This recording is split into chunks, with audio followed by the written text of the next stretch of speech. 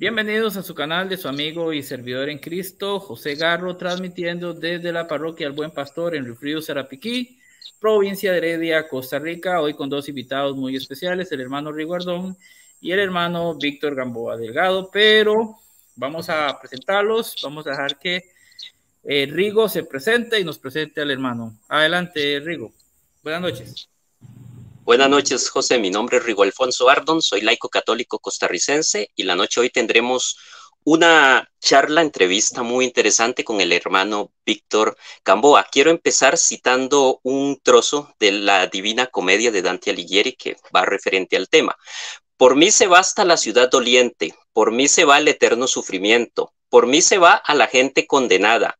Antes de mí no fue cosa creada, sino lo eterno y duró eternamente. Abandonad los que aquí entráis toda esperanza. Con esta terrorífica descripción del demonio y del infierno que da Dante en la Divina Comedia, empezamos la charla del día de hoy. En diversas tradiciones religiosas, ¿verdad? Que nosotros tenemos, los ángeles son seres espirituales sobrenaturales que sirven a Dios. Sin embargo, ¿qué ocurre cuando estos seres celestiales deciden desobedecer su propósito? Bueno, esta y muchas inquietudes nos la aclarará la noche de hoy nuestro invitado especial. Para mí es un honor presentarles al señor Víctor Gamboa, quien es escritor, biblista y demonólogo católico, que nos habla desde la ciudad de Guayaquil, Ecuador. Bienvenido, Víctor. Un placer que estés con nosotros esta noche.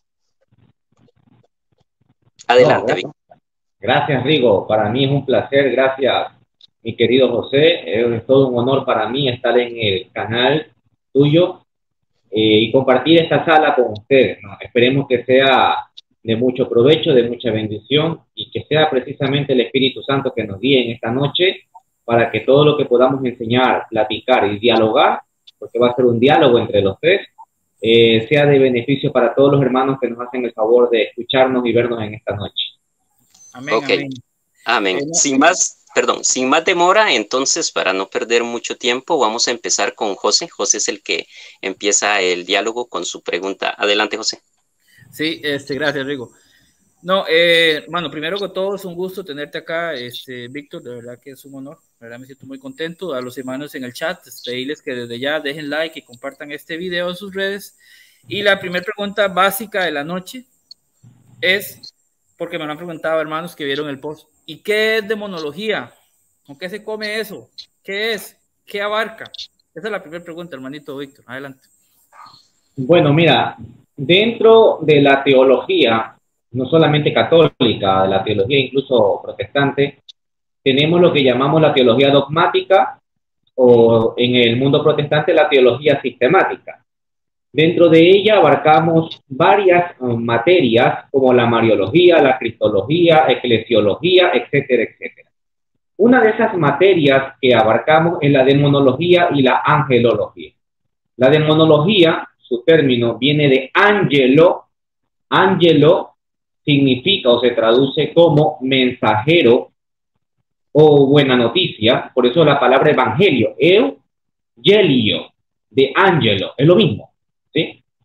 Y logos, que se traduce como estudio o tratado o ciencia. Entonces, la demonología es el estudio del daemon. Daemon no es otra cosa más que el término para demonio como tal.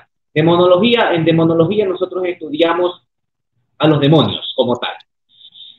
Si queremos estudiar a los ángelos, como les hablaba en un principio, entonces estudiaríamos la angelología o angelología.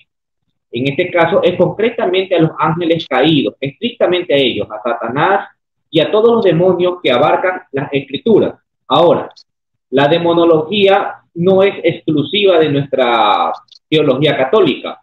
Hay demonología judía, demonología islámica, esto en cuanto a las religiones monoteístas, lógicamente, ¿no? Pero también vemos demonología, por ejemplo, en el campo del esoterismo, en el campo incluso del mismo satanismo, demonología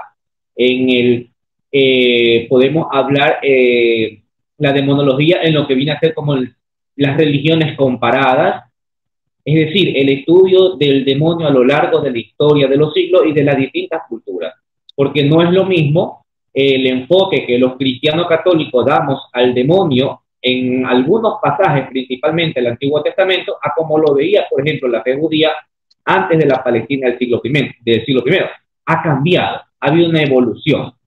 Entonces, el demonólogo, que es aquella persona que estudia esto, es un teólogo ante todo. Primero es un teólogo que se especializa en este campo, ¿sí? Pero que además de estudiar al demonio en la Biblia, también estudia lo relacionado con el demonio en el campo, por ejemplo, de la criminalística. Por ejemplo, en Italia existen los demonólogos, los policías demonólogos, que son agentes policiales que se encargan estrictamente de casos de crímenes donde la temática tiene que ver con el satanismo o el narcosatanismo.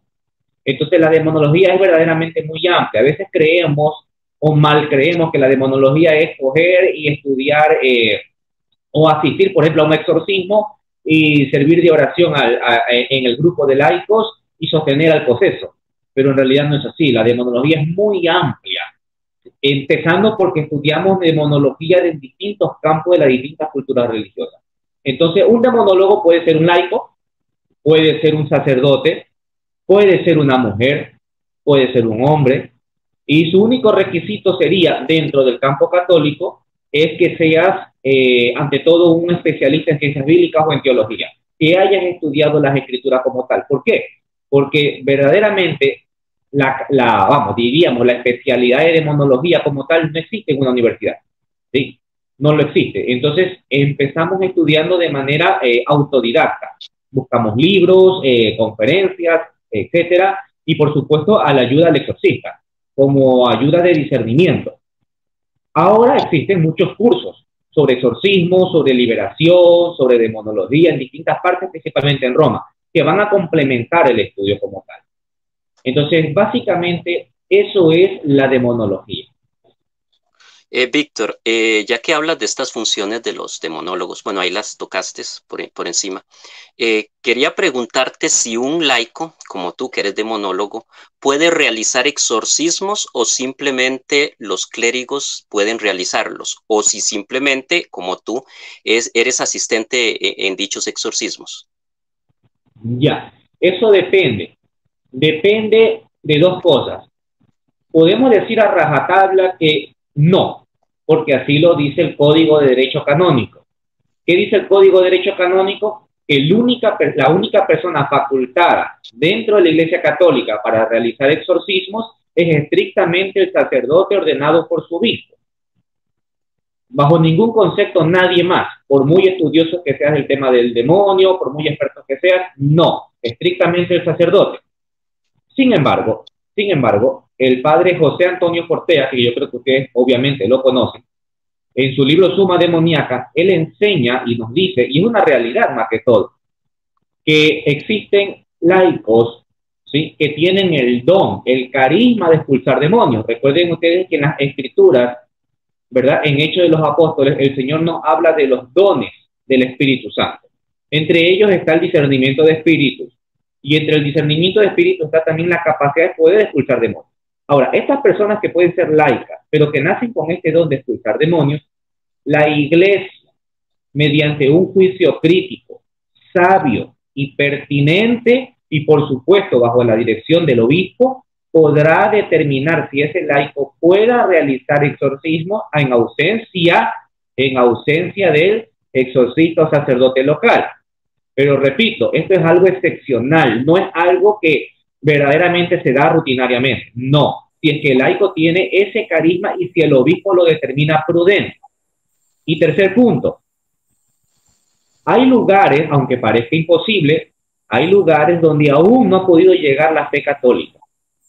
Entonces, en esa ausencia, en lugares tan recónditos, ante la ausencia, pero que por ahí pueda haber un laico católico piadoso, que conozca la fe, que quizás no sea tan docto en el tema, pero que tenga esa caridad de querer ayudar a su prójimo y que conoce que hay una persona que está siendo aquejada por el demonio, ya sea una posesión, una influencia, lo que sea, puede realizar lo que llamamos exorcismo misional, que es un exorcismo básicamente como tal, no ritual, no magno, pero que actúa como un exorcismo como tal, pero repito, al igual que en el don del exorcismo, es algo excepcional.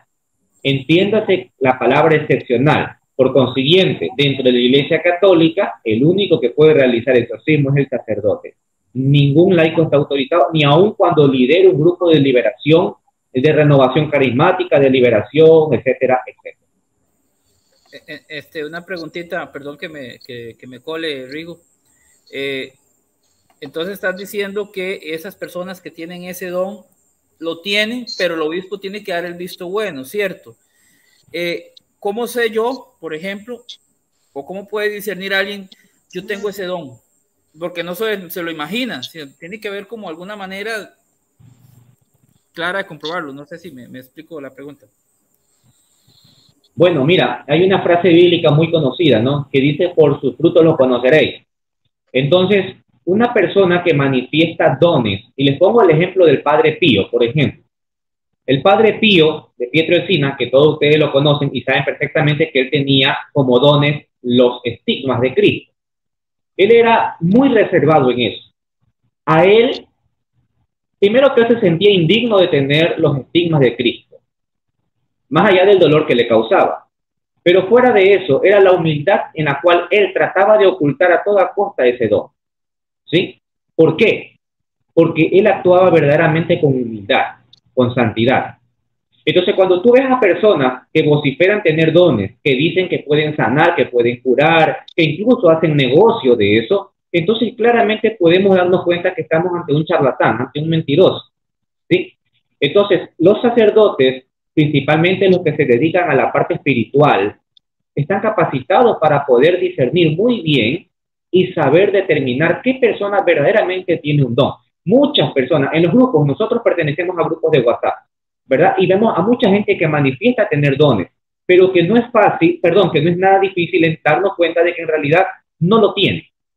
¿Sí? Entonces, los sacerdotes están especializados para eso y ellos determinarán con mucha prudencia y sapiencia qué persona tiene verdaderamente tal o cual don. Todos tenemos un don. No hay una persona católica que no lo tenga. Solamente hay que saber descubrirlo, interiorizarlo y además, porque no basta con saber que lo tengo, sino también ponerlo a disposición del resto. Yo creo, en mi humilde opinión, que el don que el Señor me ha dado, y merecido, claro está, es el don del conocimiento. Sí, yo creo que es uno de los dones más básicos y menos importantes, pero yo creo que ese lo es, porque hay dones que son verdaderamente sobrenaturales, como el don de la sanación. Me hubiera encantado, por ejemplo, pero no soy digno. Entonces, el don que el Señor me ha dado, que es el don del conocimiento, entonces hay que ponerlo a disposición, como lo hacen ustedes, el don del conocimiento, y lo ponen a disposición del resto del que no sabe, o el que sabe poco, o el que quiere aún aumentar más su conocimiento. Entonces, a todos nos da dones el Señor. Y hay personas que pueden tener el don de discernimiento de espíritu. Entonces la iglesia, como repito, los sacerdotes, mediante su forma de vida, mediante su humildad, mediante su forma de evangelizar, en fin, varios parámetros determinarán si esa persona verdaderamente tiene los dones del Señor y a pesar de que los tenga, determinará si son necesarios para ponerlo al servicio de la comunidad. Entrar en el mundo del campo del exorcismo es un arma de doble filo en el sentido de que se puede caer fácilmente en el egocentrismo, en la egolatría, por así decirlo. ¿Por qué? Porque tenemos que ser sinceros, vivimos en un mundo donde la gente le encanta el sensacionalismo, la gente le encanta el morbo. Entonces, si alguien te dice, mira, ahí va un sacerdote, no le prestan atención, pero si te dicen, mira, él es un sacerdote exorcista, inmediatamente le llama la atención y empiezan las preguntas, a cuestionamientos y cosas por el estilo. Entonces, no solamente este humo de egolatría cae en el exorcista, sino también en el equipo de laicos. Entonces vamos a ver muchos laicos que aunque saben mucho del tema, se sienten frustrados porque dicen, no, yo sé más que el exorcista, yo quiero hacer exorcismo, yo debo ser el exorcista, porque sé más que él. Entonces, por eso digo que es un arma de doble filo, Y ahí es cuando el sacerdote verdaderamente hará un discernimiento espiritual y dirá, bueno, tú no estás apto para esto. ¿Por qué? Porque si nosotros decimos ser católicos, tenemos que ser entonces fiel y estar sujetos a lo que la Santa Madre Iglesia nos enseña. Y si el laico tiene el papel de cumplir, que por cierto no es nada menos, al contrario, es muy importante, porque de hecho el exorcismo como tal es una oración. El exorcismo no es lo que nos venden las películas de terror. No, eso no es el exorcismo. El exorcismo es un sacramental, que básicamente es una oración. ¿Y qué es lo que hace el laico? Orar. Entonces el laico está haciendo algo verdaderamente importante, no está haciendo nada menos. Es la ayuda principal del exorcista. La diferencia entre el exorcista y el laico es que el exorcista, en virtud de su orden sacerdotal, tiene la autoridad para expulsar al demonio. Pero la autoridad que ejerce el sacerdote exorcista para expulsar al demonio es un conjunto. No solo actúa el exorcista. Ahí están actuando todos y todos tienen la misma gracia. Esa gracia que adquiere el exorcista por lidiar contra el demonio, por librar una campaña contra el enemigo principal del Señor, también la tiene el laico al mismo tiempo. El laico no está en vano ahí, ya sea hombre o mujer, ya sea el que esté sosteniéndole los pies o las manos al poseso o a la posesa. Todos cumplen una función importantísima y todos tienen la misma gracia. Víctor, en este caso de que un laico decida realizar un exorcismo sin permiso, tú sabes que para todo hay gente, ¿verdad? Nunca falta. ¿Qué sucedería en ese caso? Bueno, lo lógico, lo coherente sería primero hablar con esa persona, obviamente sin tener que escandalizar a puerta cerrada, si es posible, llamarle la atención con una forma muy caritativa, decirle que no está bien. Y por supuesto, cuando nosotros damos una objeción, tenemos que respaldarnos en algo. Entonces, le vamos a mostrar el Código de Derecho Canónico que dice que no puede realizar eso.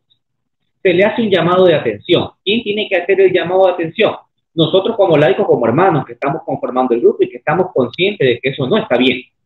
¿Sí? Y segundo, el sacerdote. Tenemos que dar parte al sacerdote. Porque él como líder de la parroquia y del equipo que lidera, él tiene que llamarle la atención. Como repito, de una forma muy, muy humana, católica, como tiene que ser. Pero si se resiste, si vuelve a cometer la misma imprudencia, aun cuando ya se le ha llamado la atención, entonces yo creo que lo más pertinente que haría el sacerdote es directamente hablar con el obispo. ¿Sí? Y el obispo tomaría los correctivos necesarios.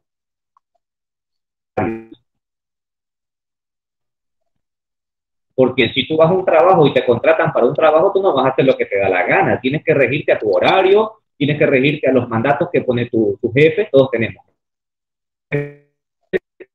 Entonces, más aún en el campo espiritual, donde hay muchos riesgos, donde es un campo extraordinario. O sea, no estás frente a... No es que quiera minimizarlo, ¿no? Y me disculparán, pero no es que estás frente a un hermano mormón, testigo de Jehová, que al fin y al cabo es un ser humano que yo. Estás frente al demonio, ¿sí? Estás frente al enemigo de toda la existencia, frente al enemigo que ha hecho perder al ser humano en el pecado, frente al enemigo que combatió el mismísimo San Arcángel Miguel, frente al enemigo que mismo dijo, yo vi a Satanás caer del cielo como un rayo, frente al enemigo que gracias a él, entre comillas, gracias a él vino el pecado al mundo, y que precisamente esa es la virtud del bautismo, eliminar el pecado original que nos dejó nuestros padres, pero por culpa del demonio. Es decir, estamos ante, como dijo el Papa Pablo VI, estamos contra el enemigo más grande de la Iglesia. Y es por eso que decía el Papa Pablo VI, perdón, decía, ¿cuál es hoy la necesidad más importante de la Iglesia? Que se hable del demonio, que se hable, porque es un ser, temible, terrible, pervertido y pervertidor. El enemigo de la humanidad, el enemigo de la familia. ¿Por qué están destruidas las familias? Porque el enemigo se ha metido ahí. Entonces, a veces miramos solo las periferias, pero no miramos el centro del causal del enemigo. Por eso cuando Jesús termina la oración del Padre Nuestro en arameo, que dice Apotu Puneru, ¿qué dice él? Líbranos del maligno. Nosotros tenemos una traducción que en realidad no está mal, ni ambigua, no, pero un poco más genérica. Porque si decimos líbranos del mal, ya hablamos del mal en términos general. Pero Jesús dice líbranos del maligno en cuanto al ser único personal llamado Satanás. Entonces, entiéndase que si Jesús dice líbranos de Satanás, está diciendo también líbranos del mal. porque Satanás es el causante también del mal. De hecho, el principal causante del mal. Entonces, no podemos caer en ese tipo de errores. Y si alguien está haciendo algo indebido, porque lo hay, lo hay, incluso en un grupo, hoy, no sé si fue hoy o ayer en WhatsApp, alguien decía, un laico decía que hace exorcismo y se le llamó la atención. Entonces, eso no puede pasar. Y la primera responsabilidad del sacerdote de no permitir. Perdón, una preguntita rápida. Si un hermano hace un exorcismo sin permiso, como todos los que explicabas, pero espiritualmente puede tener consecuencias, se le puede meter el enemigo, ¿no? Sí, mira, hay un pasaje que a nosotros nos evoca este ejemplo, ¿no? Está en Hechos de los Apóstoles, cuando unos judíos quisieron expulsar en nombre de Jesucristo, ¿qué les dijo el demonio? Yo conozco a Pedro, yo conozco a Pablo, dicho de otro modo, yo conozco a la iglesia, a ustedes no los conozco. Y los cayó a golpes y los sacó desnudos. ¿Sí? Entonces, aquí tenemos un claro ejemplo de que cuando no se tiene la autoridad y cuando no se tiene la autenticidad de la santidad en el nombre de Cristo, se corre un gran peligro. ¿Sí? Es verdad que no todo exorcismo, o sea, dice el padre Portea, no lo digo yo, voy a tomar las palabras de él. Es verdad que no necesariamente un exorcista es un santo en el sentido estricto de la palabra, aunque eso sería lo ideal, porque los sacerdotes exorcistas son seres humanos y como tal no están exentos de cometer un pecado, un error, ciertamente. Pero también es cierto que el llevar una vida de estudio, de lucha en este campo, te exige lógicamente una vida espiritual más profunda. Por eso es que no todo sacerdote, penetra en este campo del exorcismo. No porque no puedan ser santos, no, sino porque implica una responsabilidad aún mucho más profunda. No digo que un sacerdote que no se exorcita no puede llegar a la santidad, por supuesto que sí, y lo puede vivir plenamente, por supuesto que sí. Pero esto te exige un poco más. Ustedes me entienden lo que yo les quiero decir. ¿Sí? Entonces, el laico, que también está llamado a la santidad, que también está llamado a la plenitud de la gracia con Cristo, ¿sí? A pesar de eso, si se mete en un campo como el exorcismo, a pelear con el demonio como tal, puede tener muchos riesgos. No estoy hablando necesariamente de una posesión, que ciertamente quizá lo puede haber, pero sí, por ejemplo, infestación demoníaca, influencias diabólicas, vejaciones, que ya hablaremos quizá de esos términos. Pero por supuesto que puede afectar, porque estás cometiendo una imprudencia, porque no estás capacitado para actuar. Yo no puedo ir a una guerra como soldado militar si no tengo el más mínimo entrenamiento, porque no solamente se basta la intención, se basa también de la capacidad, del conocimiento. En este caso, si no tienes el conocimiento y no tienes el orden sacerdotal, no puedes meterte en un campo que no te corresponde. Por eso ustedes nunca van a ver a Víctor Gamboa haciendo un exorcismo. Y cuando a mí me invitan a charla y me ponen un querido amigo, por ejemplo, antes de que saliera me mandan las imágenes, no, mira Víctor, ¿qué te parece? Esta va a ser la publicidad. Y ahí decía exorcista. No, a ver, no amigo, mira, yo soy esto, exorcista no. Entonces, ustedes nunca van a ver a un Víctor Gamboa diciendo que está haciendo exorcismo. No, porque ese no es mi campo. Mi campo es otro, importante, pero otro. Y con eso estoy feliz y satisfecho. No necesito más. Yo creo que el Señor a todos nos da espacio y para el Señor todo lo que hacemos, si tú vas a una iglesia y tú ves al hermano que está vestido con un chalequito en la puerta de la iglesia, haciendo pasar a los fieles para que tomen un asiento, ese hermano está haciendo un papel importantísimo. No es el último de la iglesia, al contrario. Es igual que el que está leyendo la palabra, es igual que el sacerdote que está en el altar, es igual que el hermano que está recogiendo las ofrendas. Entonces todos tenemos que sentirnos orgullosos y felices de lo que el Señor nos da en este momento. Ok, Víctor, ¿nos podrías explicar un poco cómo es que se da este proceso de cambio en cómo estos ángeles buenos llegaron a convertirse precisamente en ángeles caídos, o sea, en demonios?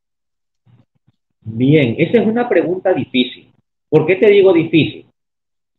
Porque antes de responderte la pregunta, yo te voy a preguntar a ti, ¿cómo quieres que te responda?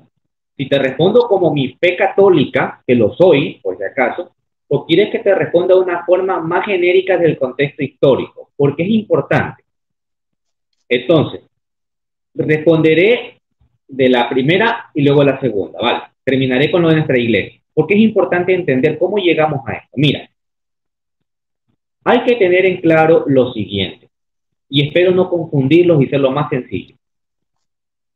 Hasta el año 200, 300 o 200, antes de la era cristiana, es decir, en el Antiguo Testamento, ¿sí?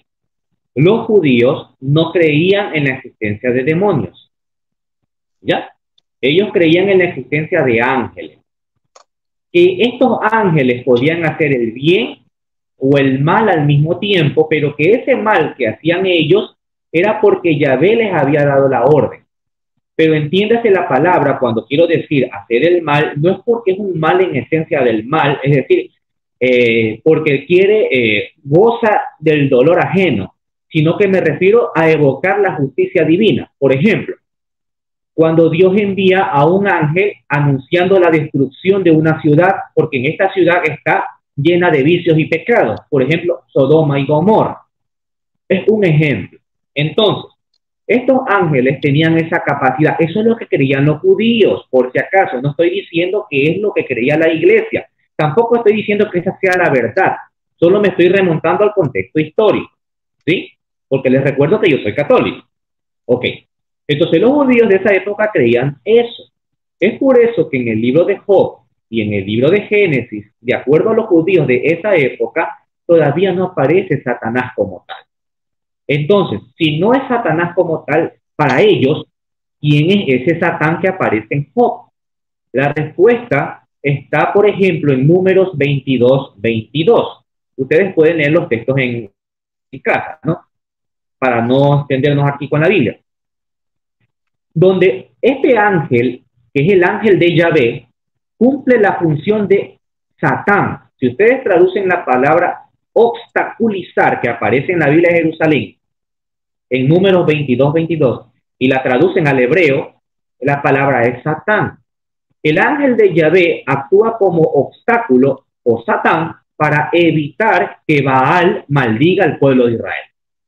Entonces, este ángel, que es el ángel de Yahvé, ¿es Satanás? Para la mente del judío de esa época, no. Es un ángel que está actuando como un adversario. Vámonos a Job. Ese ángel, porque recuerden que Job capítulo 1, versículo 6 dice así: un día aparecieron los hijos de Dios frente a Yahvé, y entre ellos estaba un Satán, o el Satán, o al Satán, da igual. ¿Qué quiere decir eso? Que es un ángel bueno. Yo sé que quizás le parezca nuevo, novedoso, contradictorio, pero les repito, no estoy hablando como católico ahorita, estoy hablando como historiador de ciencias bíblicas, para que me lo entiendan. Y eso pensaban ellos en esa época. Entonces, este ángel que se encuentra con Dios, que dialoga con Dios, tiene una función que no es tan agradable, que es ponerle pruebas a Job, porque este ángel quiere demostrarle a Yahvé de que Job no es tan bueno como aparenta, de que hay una brecha de pecado en él. Entonces le pide a Yahvé que le permita ponerlo en prueba, y Yahvé se lo permite. ¿Ok? Entonces, hasta aquí, hasta esa, porque recuerden ustedes que el libro del Génesis se escribe más o menos en torno, aparentemente, no tenemos fechas exactas, en torno al siglo V antes de Cristo. E incluso Job fue primero que Génesis. Entonces, en esa época los judíos no creían en demonios, solo en ángeles. ¿Cuándo empiezan a creer ellos en demonios? En el siglo III antes de Cristo, con la llegada de los griegos. Los griegos sí creían en demonios, pero ellos creían que los demonios eran semidivinos o divinos. Entonces, cuando esta creencia empieza a inundarse en la fe hebrea, los judíos dijeron: a ver, los demonios existen, perfecto, lo aceptamos, pero estos demonios tienen que haber sido buenos, porque de la mano de Yahvé no sale nada malo. Entonces hay que buscarle un origen. No pudieron haber nacido como demonios, y dijeron: estos tienen que haber sido los ángeles. Entonces estaba saldada la primera, la primera interrogante, la primera prueba, no sé cómo decirlo. Estaba saldado. Ya sabemos de dónde vienen, son los ángeles. Pero ahora bien, si eran ángeles y ahora son demonios, ¿por qué cayeron ¿Por qué se transformaron o por qué pecaron? ¿Qué sé yo? ¿Por qué cambiaron? ¿Por qué Dios los castigó? Entonces ahí empieza la pregunta que tú me haces, empiezan los cuestionamientos. La primera versión que apareció en la historia fue lo que llamamos como el pecado de la sexualidad, que aparece en Génesis capítulo 6, versículo del 1 al 4. Les hago rapidito, recuerden ustedes que dice ese texto que los ángeles descendieron y tuvieron relaciones sexuales con las hijas de los hombres, y que producto de esta relación híbrida entre un ser espiritual y un ser carnal, que lógicamente, biológicamente eso es imposible, pero estamos hablando que ese es el relato, entonces nacieron los llamados gigantes o Nefilim. Entonces estos vienen a ser los primeros gigantes o demonios de la historia del pueblo de Israel. Fue tan importante, Rigo y José, esta versión, que se creó un libro paralelo llamado el primer libro de Enoch, que ustedes lo conocen. Luego se creó el libro de los jubileos. Fue muy importante. Y los judíos aceptaron esta versión, pero no se quedaron contentos. Y dijeron, a ver, si son seres espirituales, como que no cae el pecado de la sexualidad, porque entiéndase que si son seres espirituales y no tienen cuerpo, ¿cómo pueden tener placer sexual? Como que es inconcebible. Y dijeron, hay que buscar otra segunda versión. Y la encontraron. Se dieron cuenta que en el libro de Proverbios, en Isaías, e incluso en pasajes del Nuevo Testamento, bueno, perdón, iba a decir del Nuevo Testamento, no existía, en pasajes, en textos apócrifos, se dieron cuenta de que la soberbia y la envidia era la ruina del ser humano. Y dijeron entonces, el pecado tuvo que haber sido la envidia. Entonces, un ángel poderoso, que por cierto en el libro de Enoch se le llamaba, los islámicos le llaman Shaitán, Satanás, Senyasa creo que le llaman en el libro de Enoch. Un ángel tuvo que haber sido el cabecilla del grupo, ese Satanás, o Satán mejor dicho, ok. Y este tuvo que haber caído por envidia. ¿Pero en qué se basó la envidia? Se basó en lo siguiente. En que un día Dios creó al hombre a su imagen y semejanza. Entonces ellos dijeron, a ver, si nosotros fuimos creados primero que los seres humanos. Segundo, en naturaleza somos superiores porque nosotros somos solamente espíritus y ellos son carnales. ¿Cómo es que ellos son creados a imagen y semejanza de Dios y nosotros no? Porque ellos son superiores a nosotros en cuanto a naturaleza, pero nosotros somos superiores en cuanto a la gracia. Entonces no lo aceptaron y dijeron, yo no me voy a postrar ante el hombre que es a imagen y semejanza de Dios. Dicho de otro modo, cuando tú ves al hombre, ahí estás viendo a Dios, porque Dios lo creó con sus mismas características. Amor, misericordia, justicia, piedad, cosa que ellos no tenían, aunque tenían el libre albedrío. Entonces, ellos dijeron la envidia, ese es el pecado. Y para variar les vino bien, ¿por qué? Porque si ustedes recuerdan, el pecado de la sexualidad, en tiempo histórico, se produce en tiempos del diluvio, ¿verdad? Es decir, entre la creación del hombre y el diluvio pasó muchísimo tiempo hasta que estos ángeles existieran, los demonios. Entonces, esta segunda versión casi que ocurría en el momento de la creación del hombre, muchísimo antes del diluvio, y dijeron, de forma cronológica, es mucho más plausible. Y dijeron, esta tiene que ser la versión, ¿verdad? Perfecto. Pero hubo un error. Y dijeron, los judíos dijeron en sus tradiciones morales, ellos sabían que el hombre había caído en pecado por culpa del demonio. Pero en este pecado de la envidia era al revés. La carnada para que el demonio caiga en pecado era el ser humano. Dicho de otro modo, nosotros fuimos la piedra de tropiezo para que cayera el demonio. Y ellos dijeron, no puede ser así. Entonces hay que hacer otra tercera versión, ¿verdad? Ok. Y aquí surge la más importante de todas las versiones. Casi nadie sabe este dato, los voy a dar. Esta tercera versión surgió un 24 de junio del año 83 en un Sanedrín que duró 8 horas, fue muy largo, de judíos fariseos. El presidente del Sanedrín era un fariseo llamado Simón ben Chetaf. un rabino importantísimo, de mucho prestigio. Él fue el primero en decir que la caída de Satanás se debió a lo que nosotros llamamos el cántico de Isaías y Ezequiel. Recuerden ustedes Isaías capítulo 12, versículo 14 y Ezequiel 28, donde aparecen dos palabras clave. En Isaías aparece la palabra clave, oh lucero, ¿cómo has caído, hijo de la aurora? ¿Ok? Ustedes conocen el resto.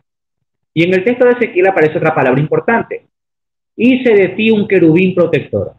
Unió los dos textos y dijo, aquí está la caída. Este ser humano, que es un rey, el rey de Tiro, y que está asociado al rey de Tiro, también llamado Tiro Baal, es un paralelismo a Satanás. Dicho de otro modo, se los pongo fácil. El hagiógrafo sagrado quiso narrar la caída de un rey, pero Dios quiso, por medio de este texto, de forma implícita, narrarnos la caída del demonio. Eso dijo el fariseo rabino Simón ben Chetá. Y fue tan importante esta versión, porque ponía al demonio como caída al inicio de la humanidad. Su pecado ya no era la sexualidad, ¿verdad? Y su pecado sí iba de acuerdo a la naturaleza del libre albedrío, que era la envidia. Entonces, de ahí nos vienen todas las figuras que ya conocemos, de que Satanás se llamó Lucifer, de que era un ángel precioso, dotado de belleza, que además tenía como jerarquía un querubín, etcétera, etcétera. Esta versión, que aparece en el año 83 a.C., es la que la Iglesia Católica va a adoptar.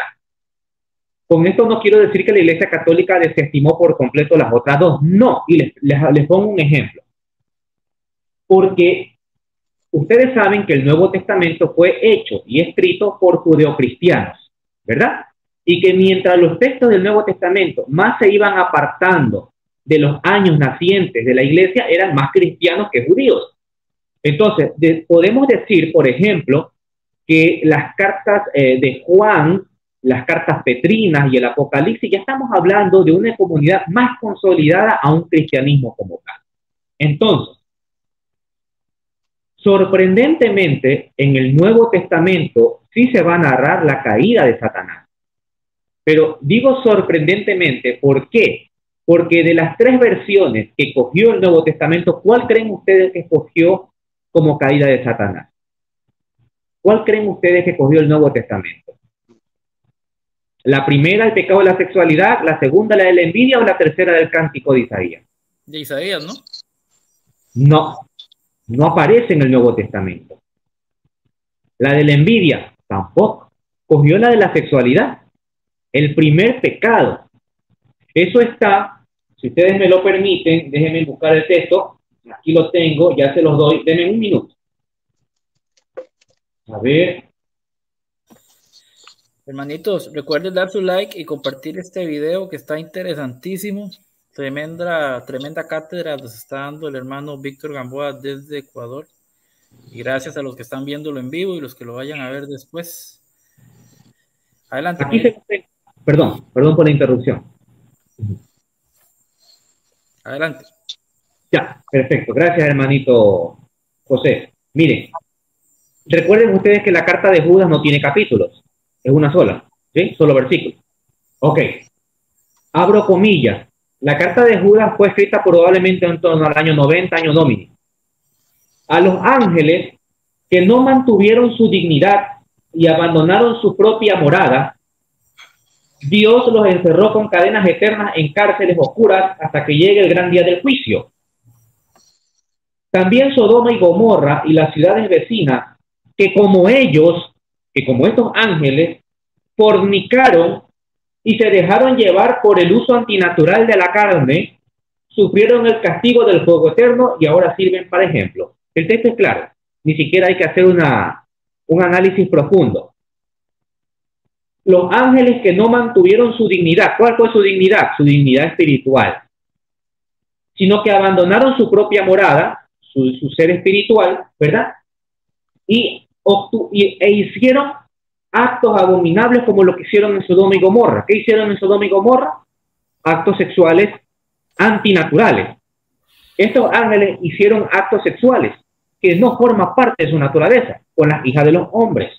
¿Sí? Se dejaron llevar por el uso antinatural de la carne, es decir, cuando tuvieron relaciones con las mujeres, es decir, las hijas de los seres humanos. Entonces, el texto de Judas recoge precisamente la primera versión. Y para consolidarlo, la segunda epístola de Pedro, capítulo 2, versículo 4, va a ratificar lo que dice Judas. La epístola de Judas lo ratifica. Una preguntita así rápida que nos hacen en el chat, perdón, Rigo. ¿Cuándo fue expulsado Satanás del cielo? Preguntan por acá. Ya, para responderle a la hermana Ángela, entonces concreto con decir que aunque el Nuevo Testamento recoge la primera versión, es la Iglesia Católica la que se va a adaptar más a la tercera versión, y con esa tercera versión es la que nosotros nos hemos quedado. Así lo enseñaron los padres de la Iglesia y así lo enseña hasta el día de hoy la Iglesia. Ahora, ¿es dogma creer cualquiera de estas tres? No. ¿Qué es lo que es básicamente un dogma? La existencia real, personal del demonio, que fue creado por Dios como un ser angélico, pero que luego se pervirtió. Negar eso es una herejía. ¿Sí? Luego, de las tres versiones, cualquiera de ellas usted puede tomarla. Al fin y al cabo, las tres son bíblicas, las tres la Iglesia las enseñó, pero al final prevaleció la tercera. ¿Está claro? Ok. ¿Cuándo fue la caída de los ángeles? No lo sabemos. ¿Por qué? Porque la Biblia no lo dice. Solo hay una palabra clave que dice Jesús: yo vi a Satanás caer del cielo como un rayo. Luego no dice cuándo ni cómo fue. Pero se entiende, de acuerdo a la enseñanza bíblica y de los padres apostólicos, de los padres de la Iglesia, es que la caída de los ángeles, y de acuerdo a las versiones que ya hemos visto, con excepción de la primera, tuvo que haber sido, lógicamente, antes de la caída del ser, antes de la creación del hombre. Antes. Porque técnicamente, entonces, de acuerdo al Apocalipsis 17, ¿quién tentó a Adán y a Eva? Porque recuerden ustedes que la interpretación de que Satanás es la serpiente antigua del Génesis es una interpretación cristiana. La vemos en el Apocalipsis. Entonces, se entiende, de acuerdo a nuestra enseñanza, que los demonios y Satanás caen en pecado antes de la creación del hombre. Antes. Y se entiende que era, de acuerdo al cántico de Isaías, porque Satanás pretendió ser igual a Dios. Entiéndase, ser igual a Dios no en divinidad, pero sí en dignidad y en poder. Entonces, es simplemente algo hipotético. No podemos decir con exactitud cuándo fue. Hipotéticamente tuvo que haber sido antes de la creación del hombre. Ok, Víctor, otra consulta. ¿Lucifer, Satán, Belcebú son el mismo demonio o son entidades diferentes? Y si entre ellos existen jerarquías. Ya. Hay exorcistas como el padre Amor, que en paz descanse, el padre José Antonio Cortea, el padre Corrado Balduzzi y otros que dicen que son seres diferentes. Satanás es uno, luego Lucifer, luego Belcebú, como una triada. No voy a decir Trinidad, lógicamente, porque no son deidades, pero sí una triada maléfica. Luego viene Asmodeo y luego el demonio meridiano. ¿Ok? Como los 5 primeros más importantes. Sin embargo, a lo largo de la historia de la Iglesia, siempre la Iglesia relacionó a Satanás y a Lucifer como el mismo ente demoníaco. Dicho de otro modo, la revelación de que son dos seres diferentes es una revelación basada en la experiencia de algunos exorcistas. ¿Sí? Ok. Ahora, si nos vamos al campo bíblico, empecemos. En el Antiguo Testamento, a partir del año 200 en adelante, no vemos a la figura de Satanás. Eso está claro. Y recuerden ustedes que aparece el periodo intertestamentario. Repito, en la mente de la fe de Israel, por si acaso. Ok. Nosotros como cristianos vemos a Satanás en el Génesis y en el libro de Job. ¿Sí? Ok. En el Nuevo Testamento, los demonios que aparecen como tal, con nombre e individuales son Satanás o el diablo, que es el mismo, que es el que más aparece en el Nuevo Testamento. Apolión, que aparece en Apocalipsis, Apolión. Y luego de ellos dos, ninguno más. Que yo recuerde, ninguno más. Si alguien se acuerda, encantado de decírmelo. En el Antiguo Testamento, y tenemos a Belcebú, que dicho de otro modo, a Jesús lo acusan de expulsar demonios por Belcebú, príncipe de los demonios. Esa expresión, príncipe de los demonios, a mí me lleva a pensar que los judíos en tiempo de Jesús relacionaban a Satanás y a Belcebú como la misma persona. ¿Sí? En tiempos de Jesús, porque en tiempos veterotestamentarios no es así. ¿Quién era Belcebú? Y aquí voy a hablar un poquito de mitología para que lo entendamos. Con esto no quiero decir que Belcebú sea un personaje mitológico, por si acaso, para poder entender el contexto. En la mitología cananea y luego hebrea, existía la creencia de un gran dios llamado El dios creador. De ahí es que los nombres terminen con El.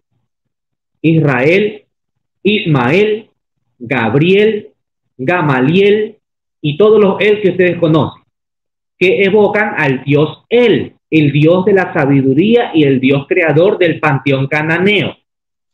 Este dios estaba casado. Todas estas creencias mitológicas vienen de los pueblos que conquistaron a Israel, entre ellos los griegos, los babilonios, por supuesto. Este dios estaba casado con una diosa llamada Astarte, y como eran dios, hombre y mujer, tuvieron hijos. ¿Cuáles eran todos esos hijos? Eran muchos, pero los dos más importantes eran el dios Yahvé y el dios Baal. Yahvé tenía la peor parte, era el dios de la destrucción, era el dios de la guerra, etc. Pero el dios Baal era el dios de la suerte, era el dios de la lluvia, de la fertilidad, y todo el mundo adoraba a Baal, todo el mundo lo adoraba. Cuando viene Abraham a implantar el monoteísmo judío, ¿verdad? El monoteísmo yavista a la tierra de Canaán, ¿verdad? Y a lo que hoy llamamos pueblo de Israel, él, por todos los medios, por orden de Yahvé, trata de sacar a Baal del camino. ¿Ok? Entonces ahí empieza la persecución contra la idolatría de Baal. Pero no era fácil. La gente seguía adorando a Baal. Y para adorar a Baal, hacían altares, sacrificaban niños, como lo hacían con el dios Moloch, por ejemplo. Sacrificaban niños vivos, los abrían, derramaban su sangre y los ofrecían. Esos cadáveres que se descomponían con el pasar de los días, ¿verdad? Germinaban las moscas. Entonces los yavistas, los seguidores de Yahvé, se burlaban de los seguidores de Baal y les decían, ahí está Baal Zebul, el señor de las moscas. Baal significa gran señor, Zebul de las moscas. Entonces poco a poco este gran dios Baal, que era el gran dios de la lluvia, terminó siendo un demonio, Baal Zebul. En tiempos de Jesús ya no era considerado el dios Baal, sino un demonio como tal. Ese es el camino que llevó Baal Zebul. ¿Sí? Entonces, esta divinidad pasó a convertirse en un demonio. Entonces, en el Antiguo Testamento como demonio tenemos los llamados peludos, ¿sí? Que son como espíritus inmundos que van en el desierto, ¿sí? Lilith no, por si acaso. Lilith no, ni me la mencionen porque Lilith es un personaje mitológico como tal. Respeto mucho a los exorcistas que dicen haber expulsado a Lilith, pero a tenor de la historia, Lilith es un personaje mitológico babilónico que aparece en la 12ª tablilla de la epopeya de Gilgamesh y que esta fue adaptada a la cultura judía. Sin embargo, en honor, a mí me gusta decir de todos los campos, para que quede claro, hay exorcistas que dicen haber expulsado a Lilith, entre ellos el padre Amor. Se las pongo ahí, ustedes tienen el juicio para razonar y determinar. Ok, Lilith era un personaje mitológico que tenía apariencia de un animal silvestre. Ok. Esos son los demonios que aparecen en la Biblia como tal. Y tenemos a Asmodeo, me estaba olvidando de Asmodeo. Asmodeo es un personaje importante, Rigo y José, porque la cultura popular y la demonología católica relaciona a Asmodeo con el demonio de la sexualidad. Por el hecho de que este demonio, que sí es mencionado como demonio, por si acaso, no como un personaje mitológico, sino como un demonio, aparece solo en un libro en la Biblia, que no lo tienen los protestantes, que es el libro de Tobías. donde este demonio quiere asesinar en 7 ocasiones a los pretendientes que se querían casar con Sara. Entonces, cuando Tobías se quiere casar con Sara, le pide ayuda a Dios, y Dios envía a un ángel, que es el ángel Rafael. Y Rafael le indica cómo tiene que expulsar a ese demonio, que por cierto es una especie de sacramental, porque le dice, anda, coge un pescado, ábrelo, sácale las vísceras, quema ese pescado, y esas vísceras y ese incienso hará que Asmodeo salga corriendo. Eso hace Tobías. Asmodeo sale corriendo, ¿verdad? Y luego viene un apócrifo que dice que Salomón lo capturó y lo puso a construir el templo de Salomón. Esos son los demonios que aparecen en la Biblia. Luego usted van a encontrar una infinidad de nombres, pero que no forman parte de las escrituras y que no tienen importancia. Con excepción de algunos nombres que exorcistas pueden revelar en sus libros. Esos nombres que no aparecen en la Biblia y que los mencionan los exorcistas, no se los pueden desestimar porque forman parte de la revelación de un exorcista. ¿Sí? Y hay que indagar en esos nombres como tal. Y hay variedad de nombres. Pero si esos nombres vienen de libros exorcistas, católicos, lo podemos creer. Pero si esos nombres me vienen a mí de libros ocultistas de Nueva Era, desechémoslos inmediatamente, que no forman más que parte de la mente humana, de la vagancia de la mente humana. Ok. Nada más una preguntita, bueno, en el ratito que ya nos queda poco tiempo, tal vez como para algo importante en este tema, hermanito, que usted nos diga, bueno, ¿cómo podemos definir una posesión y qué tipo de posesiones o ataques? Perdón, ¿podemos definir? Que tal vez nos puedas definir qué es una posesión o qué tipo de ataques hace el demonio a los seres humanos. Creo que hay vejación, infestación y esas cosas para explicarnos un poquito la diferencia, ¿no? ¿Y qué es una posesión? Ya, ok. Mira, lo que yo denomino fenomenología demoníaca. En la fenomenología demoníaca tenemos varias actividades. Empezamos con la ordinaria. Como su nombre lo dice, es la común, es la que más se realiza. ¿Cuál es esa? La tentación. Ciertamente no podemos saber qué tentación proviene del demonio y qué tentación proviene de mi propia naturaleza. Y cuando digo ciertamente no podemos saberlo, hablo de seres humanos comunes y corrientes como nosotros. Lógicamente, la gente que vive en santidad, como los grandes santos que han alcanzado los altares, sí que han podido discernir las tentaciones del demonio, precisamente por su alto nivel espiritual. En nuestra vida es más difícil. Por ejemplo, yo soy adicto al alcohol, es un ejemplo, he dejado ese vicio por 10 años, pero resulta que me viene una insistencia de querer beber. Entonces yo no puedo tener la certeza de que si esa tentación me viene del demonio o me viene producto de mi propia naturaleza, porque recuerde que una persona adicta toda su vida será adicta aun cuando no cometa la adicción. Él siempre será una persona en constante rehabilitación. Una adicción difícilmente se cura, pero sí se la puede mantener inactiva, ¿sí está claro? ¿Sí? Es por eso que un adicto, cuando cae en adicción, aunque hayan pasado 10, 20 años, cuando vuelve a caer, incluso pueden caer peor que cuando estaban antes, ¿ok? Entonces, en la tentación no podemos tener la certeza, pero sí sabemos que el demonio tienta a las personas, ¿ok? En diversas maneras. Y siempre lo va a hacer desde el lado más flaco de tu vida. El demonio conoce tus debilidades y conoce tus fortalezas. Por ejemplo, un demonio no va a tentar con la tentación de la gula a un eremita católico, a un sacerdote que vive en el ascetismo, porque sabe que va a perecer, es imposible tentarlo. Pero sí que lo puede tentar, por ejemplo, en la noche del espíritu, o lo puede tentar en la egolatría. Puede caer. ¿Por qué? Porque un eremita que vive en el desierto suele tener muchos discípulos, es honrado, es muy querido, muy venerado, y lo puede hacer tentar en la egolatría. El demonio es muy astuto y sabe cómo hacerte tentar, ¿ok? No te va a tentar en tus fortalezas, pero sí en tus debilidades, aunque puede aprovechar tus fortalezas para hacerte caer también. Bien, tentación, no me voy a extender. Eso como ordinario. Luego viene lo extraordinario. Lo extraordinario, ¿por qué? Porque obra el demonio en su virtud de su naturaleza espiritual, y es algo que a lo que nosotros no podemos dar respuesta desde la ciencia. Entonces, tenemos lo más común, o la primera diría yo, que es la infestación diabólica. Los parapsicólogos le llaman evento poltergeist, Y no es otra cosa más que la capacidad que tiene el demonio para poder ejercer una actividad o fuerza sobre elementos inanimados. Es decir, puede prender o apagar una bombilla, moverte una mesa, puede hacer cambios de temperatura en la casa. Cuando hay eventos demoníacos, los cambios de temperatura son bruscos, lógicamente y razonablemente no explicables. Entonces, por ejemplo, en mi caso personal, me han aparecido moscas, gusanos en mi estudio. Eso es una infestación. Fundas con líquidos podridos en mi carro, donde mi carro no entra nada más que mi familia. Eso es una infestación producto demoníaco, ¿sí? Entonces, no hay forma de explicar cómo eso apareció ahí o cómo está actuando ahí. Pero no me afecta a mí de forma directa, no afecta a mi cuerpo. Afecta a todo mi entorno. Eso es infestación. Y puede infectar a los animales también. Ok. ¿Cuál es la cura? Digamos la cura.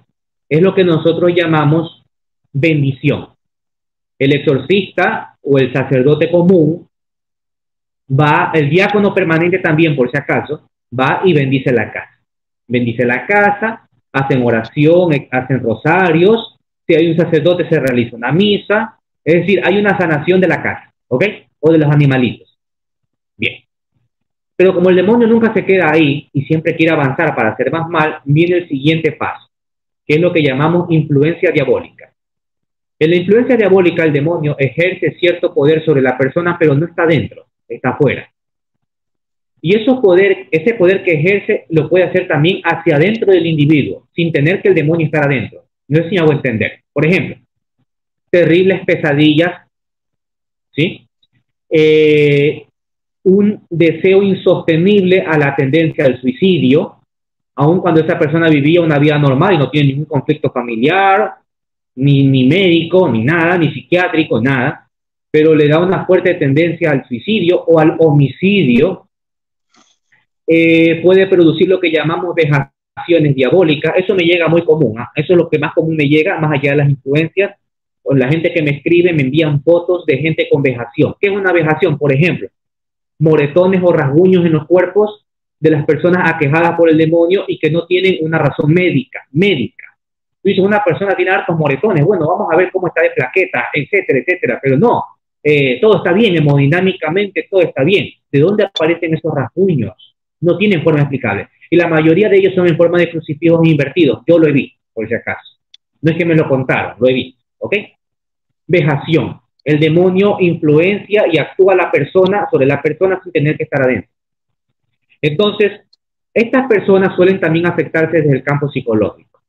Entonces van a sufrir de histeria, de paranoia, esquizofrenia, pacientes que van a tener neurosis, enfermedades sinestésicas, etcétera, etcétera, en fin. Puede haber esa combinación entre enfermedad psiquiátrica o psicológica y las influencias. ¿Cómo se cura esto? Repito nuevamente, hago énfasis, el sacerdote y el exorcista o el exorcista hacen lo que se llama oración de liberación. Aquí no hay exorcismo, oración de liberación. Lo puede hacer de forma personal, lo pueden hacer en un grupo de renovación carismática. Hay exorcistas que permiten que un laico haga oración de liberación. Lo hay, lo he visto. ¿Ok? Y por último viene la posesión. Este es el punto más elevado de malignidad del demonio, donde el demonio ya está dentro de la persona, se mete en la persona. Bajo ningún concepto influencia el cuerpo, el alma, solamente el cuerpo, ¿ok? Y en ese sentido puede manipular a la persona durante los momentos de trance. No siempre está poseído. O mejor dicho, está poseído, pero no siempre está actuando. Un poseso usted lo puede ver de lo más común, conversar con su familia, salir a un mall a pasear, e incluso entrar a la misa, y no pasa nada. Cuando el demonio está acechado por el sacerdote que lo increpa mediante la oración, es cuando reacciona.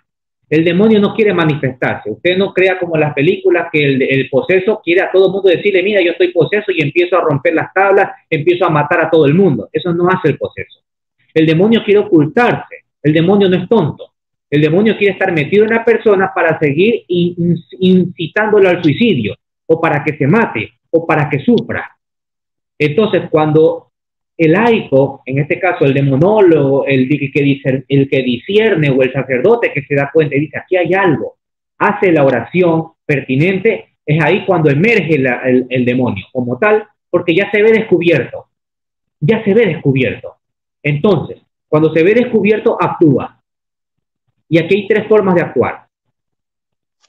Los demonios Clausi, demonio Aperti y demonio Clausi, Aperti y Abditi. Son palabras latinas. Clausi, esta denominación la puso el padre Fortea, por si acaso, no la he leído en otros libros. Me parece muy bonito, muy razonable. Clausi, cuando el demonio actúa y el poseso se manifiesta de la siguiente manera. Cierra los ojos, son tranquilos, no insultan, hacen por ahí ciertos movimientos, pero no se necesita mayor cosa. ¿Ok? No blasfeman, están tranquilos. Los Clausi. Los Aperti son al contrario, son locuaces, gritan, son agresivos, quieren hacer todo el daño posible, empiezan a blasfemar, si tienen la cara llena de malignidad, si tú le abres los párpados están completamente blancos, en fin, esos son los Aperti. Y los Abditi son los llamados ocultos, que son demonios que por más que el exorcista trate de hacer que aparezcan, no aparecen. Y se rehúsan y pueden durar semanas y no aparecen.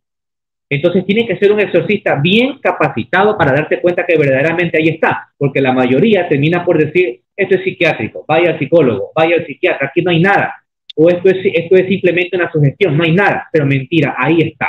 Entonces el exorcista bien experimentado sabe que eso es un abditi, que está ahí, pero que solamente es cuestión de tiempo para que aparezca. Y cuando aparece, aparecerá como Clausi o se comportará como Aperti. ¿Está claro? Ok. Entonces, ¿cómo se cura la posesión, por así decirlo? El exorcismo. ¿Y qué es el exorcismo? La palabra exorcismo significa conjurar. No es otra cosa más que una oración, pero de mandato, de orden. Por eso es que el laico no puede hacer este exorcismo. Porque el laico no está capacitado para darle una orden al demonio. El laico lo que puede hacer es pedirle a Dios que sea Dios o la Virgen Santísima o los santos que interceden al demonio. Recuerden ustedes que quien saca al demonio es Jesucristo. Técnicamente quien saca al demonio es el sacerdote, pero el sacerdote no lo hace por cuenta propia. El sacerdote no actúa por mérito propio. El sacerdote actúa por los méritos de Cristo.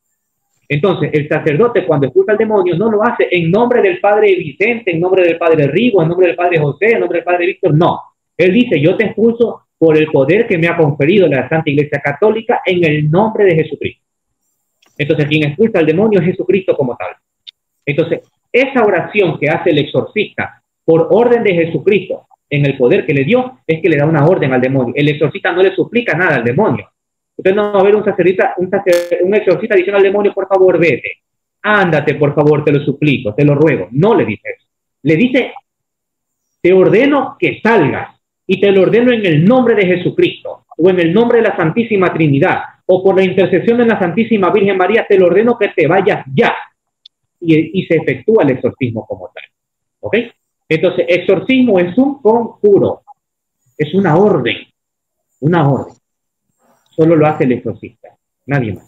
Y el exorcista lo puede hacer de forma magna, es decir, utilizando el ritual de exorcismos con todo lo que conlleva el ritual, o lo puede hacer sin ello. Y hay exorcistas que son ministeriales y hay exorcistas que son ad casum. ¿Qué es un exorcista ad casum? Es un sacerdote que no se dedica al exorcismo, pero que por ahí le llega un exorcismo una vez al año. Pero como es sacerdote, tiene la facultad para hacerlo y lo hace. En cambio, el exorcista ministerial es el que el obispo dice, tú vas a ser el exorcista de la diócesis, ese es tu trabajo y a eso te vas a dedicar hasta que yo lo ordene. Esa es la fenomenología a breve rasgo, porque hay otros términos, pero no los voy a marear: circundatio interna, circundatio externa, obsesión, opresión y todas estas cosas que a la larga en realidad lo que importa son los que les he mencionado. Hermanitos, bueno, yo sé que el hermanito Víctor pues es un hombre muy ocupado. Esta conferencia se programó hace días y yo sé que hoy no puede quedarse mucho tiempo, pero hay un montón de preguntas en el chat. Tal vez en un segundo programa, si el hermano nos nos regala, ¿verdad?, el espacio para contestar, porque quedaron dudas en el chat. La gente está muy contenta, están preguntando que cómo se distingue, por ejemplo, un demonio y un alma errante, o que se hacen pasar por los santos. Me imagino yo que por los frutos, ¿no? Esta pregunta, ya, respondamos esta. Ahí nos vamos. A ver, yo creo que si Dios lo permite, podemos hacer una segunda parte, ¿sí? Para responder las preguntas que quedan al aire y las preguntas de Rigo y tuya, José, ¿ok? Vale. ¿Cómo diferenciamos entre un alma errante y un demonio? ¿Qué es un alma errante primero? Pues los demonios ya sabemos lo que es, ¿sí? Es un ángel caído, un ángel réprobo, ¿ok? Un alma errante es lo que nosotros llamamos un alma del purgatorio. Es un alma de un ser humano que se encuentra en el purgatorio. No es lo mismo un alma errante que un alma condenada. El alma condenada también es un alma humana, pero que ya se encuentra en el infierno, en ese estado infernal, condenado. Ya no hay opción a nada, ¿ok? El alma errante es el alma del purgatorio que por cosas inescrutables de Dios permiten que se manifiesta. Todas estas apariciones no es porque el alma tiene la facultad para hacerlo. Nadie, si así fuera, todo el mundo vería almas por todos lados. Es porque Dios lo permite. E incluso la posesión demoníaca sucede porque Dios lo permite. Hasta eso. Nada sucede sin que Dios no lo permita. Todo está bajo el mandato divino. Todo lo que sucede, todo lo que pensamos, todo lo que hacemos, todo lo que respiramos es porque Dios lo permite. Entonces, estas almas errantes se pueden manifestar normalmente, así nos enseña la Iglesia y la experiencia nos ratifica, que es para que oremos por las almas del purgatorio. Y en especial por el alma que se nos aparece. Pero también hay una segunda causa, para que creamos en el mundo espiritual. Porque mucha gente no cree en el mundo espiritual y creen que es cosa de locos, creen que es cosas mitológicas, pero en realidad no es así. Entonces, gracias Juan José, muy amable hermano, gracias siempre por estar en mi charla. Entonces, ¿cómo las diferenciamos? Dice lo siguiente, el padre Fortea, lo vuelvo a citar a él, la práctica así lo dice. Cuando son almas errantes o del purgatorio, cuando se aparecen no dicen nada, no hablan, no se inmutan, tienen un aspecto humano, casi siempre humano, da miedo, lógicamente. Nadie se va a ver a un fantasma y se va a poner a reír, ni a conversar con ellos. Lógicamente, corres, sales chispeado, ¿no? O te quedas catatónico. Da miedo, pero tiene apariencia humana, ¿sí? No habla, no actúa, y si tú oras o te signas o te persignas, inmediatamente desaparece. Y no necesita más que orar y echar agua bendita para que no vuelva a aparecer. ¿Ok? Eso es un alma errante, un alma humana. De esa forma se manifiesta. ¿Sí? Y por ahí puedes escuchar quizás un balbuceo o un nombre, por ejemplo, Rigo, Rigo, y se acabó. Nada más. ¿Sí? No tienen mayor objetivo que eso. Pero cuando es cuando es un espíritu demoníaco, ese sí que actúa, produciendo lo que ya hemos dicho, infestación demoníaca. Ese sí que te produce terribles pesadillas, te puede producir arañazos, ese sí que actúa de forma maléfica. De esa forma podemos diferenciarlo. Y no solamente cuando hay un demonio, a veces no solamente basta con echar agua bendita, con que el sacerdote ore, muchas veces no basta eso. Y el sacerdote terminará por ir más allá. Es por eso que cuando muchos hermanos protestantes, ¿sí? No sé si alguno nos esté viendo, pero es la realidad, viven estos problemas y el pastor va a la casa, ora, no sucede nada, no hay solución. Terminan por buscar a la Iglesia Católica. Es una realidad, y discúlpenme que lo diga, pero terminan buscando al sacerdote católico para que vaya a hacer los exorcismos. Y si ustedes ven programas documentales, etcétera, les pongo solo un ejemplo. Yo he visto muchos de estos casos en estas series que debo suponer que son de la vida real, historias de ultratumba, por ejemplo, que lanza la Discovery Channel, donde usted va a ver obispos luteranos que terminan buscando al sacerdote católico para que lo ayuden en los exorcismos porque no pueden expulsar al demonio. Pastores protestantes que terminan buscando al sacerdote para que les haga los exorcismos. ¿Por qué? Porque ahí se demuestra, porque el objetivo del exorcismo es muy claro, ¿ah? El exorcismo no se da porque sí. Todo tiene una causa y un efecto. ¿Por qué Dios permite el exorcismo? ¿Por qué Dios permite la posesión y luego el exorcismo? ¿Por qué?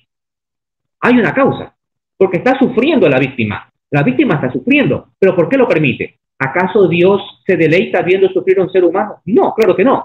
Hay una causa. Entonces, ¿por qué lo permite? Primero, porque con el sufrimiento de esa persona se va a santificar toda la gente que está presenciando el exorcismo. Segundo, si la persona es poseída por su propia culpa, porque hizo ouija, brujería, satanismo, ya sabrá que lo que hizo tiene repercusiones y técnicamente lo volverá a hacer, ¿verdad? Tercero, si era escéptico, no creía en las cosas de Dios, no creía en el mundo espiritual, ahora sí que lo vas a creer. Cuarto, aquí se demuestra el poder de la iglesia. Aquí está el poder de la iglesia, que ella tiene autoridad para expulsar demonios, la única. En el siglo XVI, cuando sucedió lo que llamamos el caso de Laon, en Francia, en la Catedral de Francia, una niña de 16 años llamada Nicole Aubry fue poseída por un demonio. Para sorpresa, era la primera vez que se documentaba un exorcismo con psiquiatras y con periodistas, y era la primera vez que aparecía Belcebú en pantalla. Y resulta que recién había germinado el protestantismo. Estamos en el siglo XVI. Y se empezó a cuestionar la eficacia de la Eucaristía, porque los protestantes negaban la presencia real de Cristo en la Eucaristía. No todo el cuerpo protestante, lógicamente, pero sí que los protestantes más agresivos lo negaban.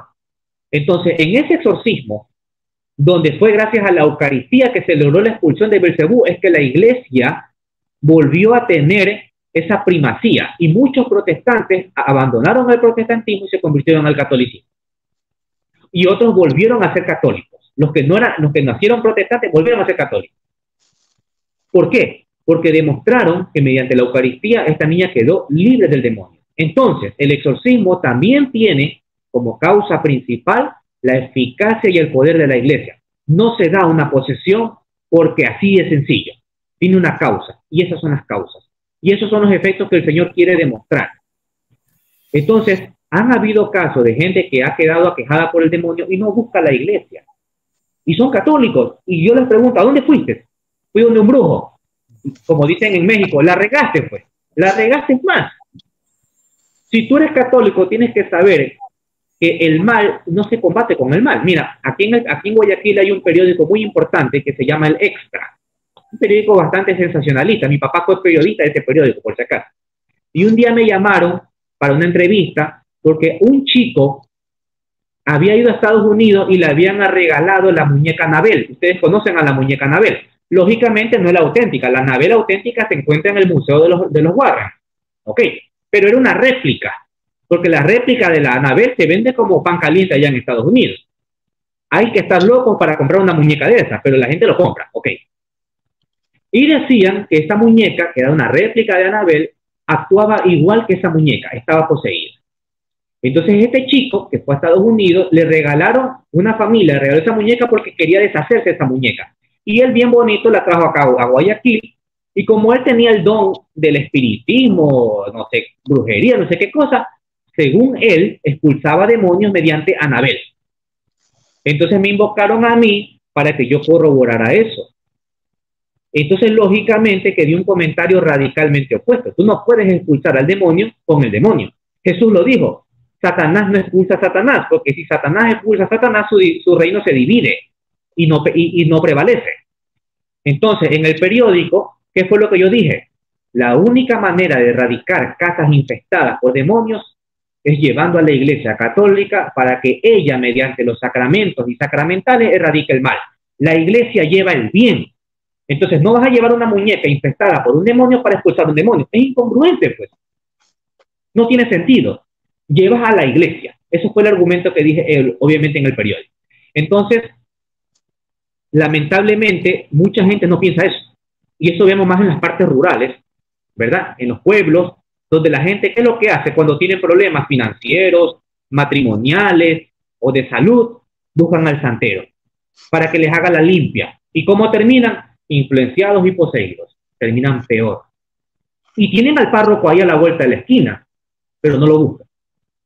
Entonces, esas son las necesidades de charlas como esta, y te agradezco, José y Rigo, por permitirme hablar aquí en su canal, para poder llevar estos temas que son importantes, como la apologética, que son muy importantes y que gente no conoce y cree que yendo a un brujo, a un santero, se van a curar. No, la terminarán peor. Vienen a la iglesia y no buscan ayuda de la iglesia. Vienen a la iglesia, yo he visto gente quejada por el demonio, viene a la iglesia y busca un pastor protestante. Por Dios, tenemos a la iglesia, aprovechemos esa riqueza. Entonces, para eso son estas charlas, para que hagamos conciencia que la iglesia tiene el depósito de la fe revelada, que en ella está la primacía de Pedro, que en ella están los sacramentos y sacramentales. Entonces, ¿por qué buscar en otro lado? Amén. Amén. Rigo, si quieres agregar algún comentario final, porque ya tenemos que despedirnos, porque... No, primero que todo, gracias a Víctor, ¿verdad? Por aceptar la invitación a venirnos a dar esta charla de un tema que es interesantísimo y que muchos católicos desconocemos, somos ignorantes en eso. Pues ahora pues salimos ya menos ignorantes, ¿verdad? Dale gracias a José por prestarnos el canal para esta charla. Dale gracias a la gente por ver, ahí queda grabado para que lo vean también después, lo que no lo han visto en vivo, pero sobre todo darle gracias a Dios por permitirnos una vez más, ¿verdad?, estar aquí reunidos para hablar de este interesante tema. Y como dijo José y como dice Víctor, pues que no sea la primera y la última, que haya ojalá una segunda parte, porque si todos quedamos con muchas ganas de muchas preguntas, ¿verdad? Entonces, Víctor, muchas gracias y que Dios te bendiga. No, muchas gracias a ustedes por escucharme. Dios los bendiga y siempre les digo, oren por mí y mi familia.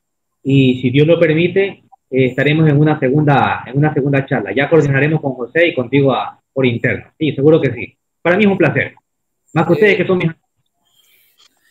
No, pues agradecerte, Víctor, de corazón, darte un abrazo a la distancia por tu tiempo, tu valioso tiempo. Yo sé que pasas muy ocupado. Esta charla estuvo sensacional. Mire, yo me chupo los dedos, estuvo riquísima. Aprendí un montón. Yo sé que a los hermanos en el chat les gustó, les encantó. Los que lo vayan a ver después les va a encantar. Este video, hermanos, vuélvanlo a empezar. Es de verlo varias veces. Escuchar a Víctor fue fascinante. Entonces, gracias, hermano. Dios te pague. Dejen su like, compartan este video, por favor, apoyen el canal, este esfuerzo que hacemos por evangelizar, por promover y defender la fe de la iglesia y formar a los hermanos. Y claro que sí, si Víctor gentilmente accede como accedió hoy con la ayuda de Dios, tenemos que hacer un segundo programa porque hay un montón de cosas más y un montón de preguntas que la gente quiere saber y eso está fascinante, hermanitos. Y bueno, Dios me los bendiga a los dos, gusto haberlos tenido aquí y bueno, será hasta también a los que estuvieron en el chat, gracias, y a los que lo vayan a ver después también. Y que Dios me los bendiga, hermanitos, y nos vemos hasta la próxima. Bendiciones. Gracias.